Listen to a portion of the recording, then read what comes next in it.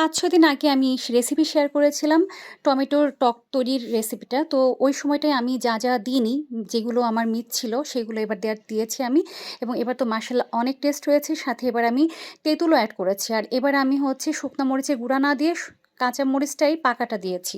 আর এর সাথে আবার তেলের উপরে শুকনা মরিচও দিয়ে নিয়েছি। রসুন থেতো করা আর পাঁচফোড়ন দিয়েছি। আর সম্পূর্ণ এটা হচ্ছে সরিষার তেলে করা।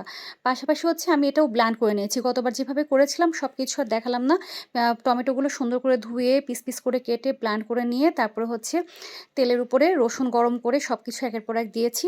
পরিমাণ মতো লবণ, স্বাদ মতো চিনি দিয়েছি।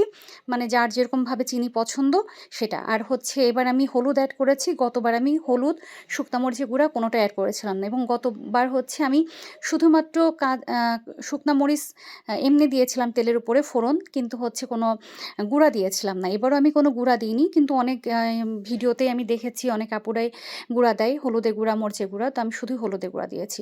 তো এবার না এই টমেটো টক তৈরি করাতে যেই আমি তেঁতুলটা দিয়েছি, এটার জন্য স্বাদ, গন্ধ সবকিছুই এতটাই দ্বিগুণ হয়ে গিয়েছে, মাশাআল্লাহ এবার তো মনে হচ্ছে আরও দ্রুত শেষ হবে।